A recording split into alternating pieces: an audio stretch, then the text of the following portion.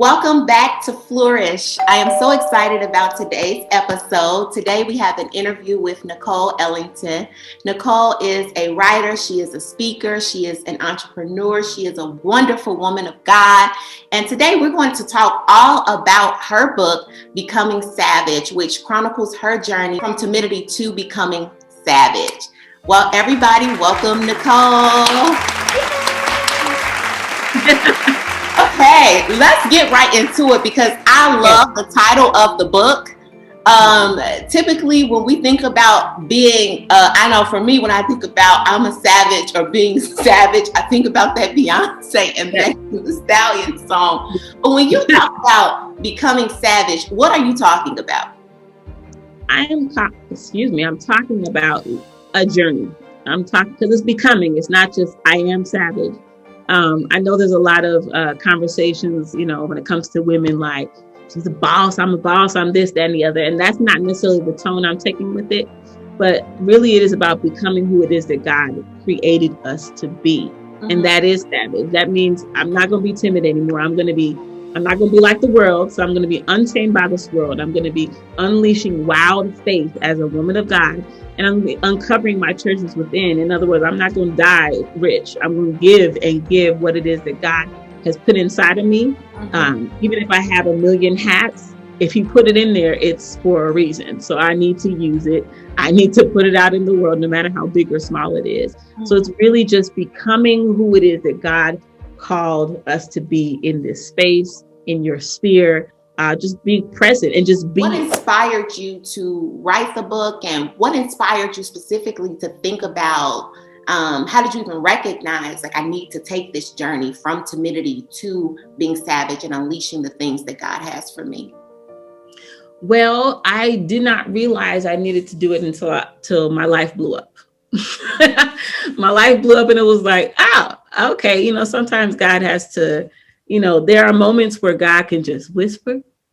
And then there are times where He needs to use C4, just let it rip. And so God allowed my life to blow up, but it was one of the best things. The tagline or subtitle essentially is saying how betrayal unleashed the beast in me. And then that's essentially what happened. 2018 Thanksgiving night, it was a great day. Let me tell y'all. I had a wonderful Thanksgiving, but by the end of the night, and by the end of the week, I lost my job. Separate from that, lost my career. I was no longer living in my home. My marriage was jacked. And by that time, because of what was going on, my health was failing. I'm losing hair. I mean, all the things were happening, but it all came to a point and a head on that Thanksgiving night. And I got hit hard enough to shake me out of my sleep. And it came from emotional infidelity with my husband. And really, that was the bomb. And there was healing that had to happen after that. And all kind of stuff had to happen after that. But I needed, and I talk about it in the book, he needed it as well. Everything needed to blow up. We would have continued on as normal if everything didn't blow up. He wouldn't be able to face himself and get healing if everything didn't blow up. I would have still been not becoming savage if everything didn't blow up. Because of that, I ended up starting a business called I Investments, which is essentially us women, for women, to invest in ourselves so that we can invest in others. Because I ended up realizing that as I was, cleaning out closets and going through things, I'm looking at coats with holes everywhere. You know what I mean? And then I look at my family, I'm like, you got on the latest this, you dressed, you cute, everybody else good, except for me. You know what I mean? Like, wait, hold on a second. I'm like every coat I had, coats down to one button. I mean, all this different, all kinds of different awarenesses that I came to after this. And God just showed me how to care for myself without being that I'm a boss. I don't care about anybody. Like, okay, whatever, you can go and do it. No, Mhm. it was like the godly, unworldly way of becoming savage. It was that you can care for yourself and keep your integrity. You can care for yourself and forgive. You can care for yourself and be the woman of God that God's called you to be, or even the yes boss, the entrepreneur that God has called you to be, and still be right in the will of God. What are some of the practical strategies and tools and things that you implemented to begin to notice and kind of take back control of yourself, essentially? Yeah, well, there was two things happening at the same time. It was actively rejecting everything that I wanted to do naturally. Mm. Okay, Mhm. actively. Like it was a lot of, as the Bible talks about, casting down thoughts. There's a whole lot of that, like a lot of it. So it was like walking past the liquor section, like, we're not going to take that road today. We're Right. not going to become that person because you were hurt. It was getting on social media and seeing people rise and succeed and saying, you're not going to destroy people's lives today. It was a lot of rejecting all these feelings and emotions that could cause people to be reckless, cause me to be reckless, and shutting it down at every time it comes up. Every thought is like, no, don't do it. Just think of something else, go somewhere else, call somebody else, watch a movie, do something else. And even not watching certain movies because I don't need to be empowered in the wrong way. Wow. And so it was literally shutting down on this side a lot of natural feelings, acknowledging them, Mm. because when you don't acknowledge something, that you become almost double-minded. Like, that's real pain, that's real jealousy, that's real frustration. Like, acknowledging it as real and it's happening and it's in your life, but not allowing it to become the driver of me, and saying, okay, that can exist but not make my decisions for me. And then on the flip side, it was, okay, but now the decisions I am going to make is I'm going to take myself to Value City or Marshall, and I'm going to get myself a winter coat for the first time, and get myself a hat and gloves and a scarf for the first time, and take care of myself, go get my hair done, get my nails done, and begin to see myself. I didn't even, initially, I wasn't even wearing makeup. Not necessarily that you put yourself second, because there's a time and place for that. But when you don't even acknowledge your feelings, or you don't respect yourself enough to create the right atmosphere for you, and not allow things to happen in your space, it can cause a habit in your life Yes. that doesn't just exist in your marriage, doesn't exist just in that relationship, but just in your head. You created a groove that now I don't necessarily respect myself like that. So now in business, in my relationships, in my friendships, I come second. I don't acknowledge my feelings, or I don't acknowledge when I don't feel safe, or that that's not good for me. That's not healthy for me. Let me remove myself. You don't do that because you've created a habit. And Mhm. so I had to practice saying, being aware of what I actually want. Mhm. I had to literally practice being aware. What do I want? What do I think about this? And what am I going to allow? What, it's not about not being second, but it's about making a conscious decision and practicing making decisions. How did it change then the dynamic of those friendships when you began to see yourself differently? Well, this is why I say, Betrayal, Unleashed the Beast. It was the original subtitle was the best thing that ever happened to me, because I was sitting on everything that God had given me. Because I would literally be that person who pull over and God give me an entire book, or give me an entire program, coaching program, or this, like, in one sitting. And I would sit there, or a song or whatever, and I would sit there and have to pull over and deal with it. But then it becomes, you have volumes of things now, because you went to go help this person start their church. You went to, and these are not bad things, but you went to go help this person build their business up, and you went to go help this person do that. And this, I'll just help and I'll just be here. And these are, like I said, are all good things. But when God tells you to do something and downloads things on the inside of you, and you place it second, you're not doing what it is that God has called you to do. And so because uh, everything went down, it severed the work relationship that I was in, and it gave me nothing but space and opportunity to seek and to follow through with the will of God for my life. Yeah. And so I started the company. I started programs that I had for 7 years that I had not put out. And some of that comes from that self-esteem where it's just like, and fear to be out front. You know what I mean? I've never wanted to be out front. There's never been a thing for me. Yeah. And so I would use other people. So it's not their fault, but I would use them as an excuse to hide. I had to get to a place where I trust God enough to be myself. Wow. You can be in a place where you're so scared to fully be you that really it breaks down to you don't trust God as a father, because he's a good father. We sing the song. So he's good enough to stop you. He's good enough to say, hold up, you're doing the most. He's good enough to do those things. So I had to allow myself to just be, to be the silly, ridiculous, sometimes quiet, sometimes loud, opinionated, talkative person that I specifically want to talk about your journey of forgiveness and how that piece of your journey helped you to become savage. Mm-hmm. That part for me, I was used to. Forgiveness was probably the easiest part of it all for me, because I had found out what real forgiveness was. And so when the night everything went down, I was like, you're forgiven. Before I even left the house, let's establish this right now. You know what I mean? Like I ain't going anywhere with this on my back or adding extra burdens to my life. Like I forgive you. Bottom line. And then I had to turn and seek my healing, and forgiveness is not a one-time deal.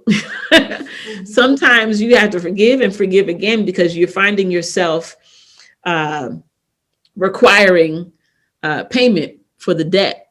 I talk about how forgiveness is not necessarily just getting over feelings or getting over what you're going through or moving on, but it's about you owe me because you did this to me, and I'm severing that debt. I'm not saying you didn't do it and that there's not a debt. So that's not forgiveness. Forgiveness is not denying what happened. Forgiveness is acknowledging a debt. You did this and saying, but I'm not going to make you pay for that. And you may have to do that several times, because after a while, you may want them to pay it. On a Wednesday at 3:30, like, you know what? Or when you start going through when you start realizing how much it cost you, you get back in that headspace of, I shouldn't have to pay for this. You should be paying for this. You know what I mean? And then you have to forgive again. But I'm not, you're not going to pay for this. At least not from me. Your debt is not going to be with me. You still got to deal with your father, because you don't just sin against me. You sin against, I don't even belong to myself. I belong to him. So you're dealing with something that belonged to somebody else. So you have to take an account to him about these actions, whether it's your friend or a husband or anybody, that's God's territory. Your territory is to forgive, sever that debt, whether it's 50 times or 1,000,000 times forgive, but then go seek your healing. And so for me, it was a journey of seeking healing. It was a journey of, okay, how did I even get here in the first place? Let's pause for a second. Let's go back and figure this thing out, because I don't want to repeat this. It was going to therapy. It was like talking to someone and let's figure this out. Why did I become this person? Because I recognize this is not who I am or who I was. This is something I became. And what I love is that you write from a place of not just experience, because I think it's one thing we've read books from people with experience, but I think it's another thing to write from a place of having processed and gone through a process, and while you're still going through the process, and you're writing from a place of like the light has been shined not on another person or how, you know, how to approach things so that you don't get hurt again by this person, but Yeah. how do you change things on the inside of you so that when those things show up, you handle them with dignity and you handle them with grace and in a way that honors yourself. What's your favorite chapter of the book? Probably it's one of the last chapters, I think maybe 9 or 10. And it's called Fighting the Casket. I literally shifted my perspective on what I was doing. And I realized I was fighting the casket. I was fighting death. Wow. Because in this book, what I do love about this book is it's not one of those situations where it's like, this happened to me and now I became savage and you want to be savage too. It wasn't that that's not how Right. this book was. This book was like, this happened to me. Look, I'm getting my healing. Wait a second. How did I get back to the first place again? Wait, what happened to my mind? Wait, I'm back at the beginning again. It goes through some processes that I went through where it wasn't so clean cut and dry. It wasn't like, and this is how I made $10 million and I'm perfectly fine today. It wasn't that. It was at the end of it, really realizing you're fighting the death of you because you came back full circle. You wanted so bad to get to the healing, to the testimony, to the prophecies, Yeah. that you bypassed some stuff that you needed to feel. You needed to, and that didn't look cute. Because when I began to accept the casket, that meant I was going, that I was not going, that I was on the bathroom floor crying and listening to specific worship songs and really allowing myself to feel all of the pain, allowing myself to grieve what was not even good for me, but still having to grieve what I was used to. It meant going through feeling numb. It meant facing some people. It meant a lot of different things. But I had to go ahead and jump in that, and jump in the casket and let this, I needed to go ahead and die. I need to go through the actual process instead of just trying to get to the testimony. And because of that, because I'm able to say that I'm dying to myself, not and allowing, you know, because it wasn't no little blow. That was a big blow. It was it was a lot, you know what I mean? And so it was a lot to recover from. So to be, you know, when somebody, I don't know if anybody's seen those gory army movies, you know, they're so long and drawn out and pretty sad, you know, but when they have like the bombs blowing up, you know what I'm saying? And people got limbs hanging, half Yes. their bodies.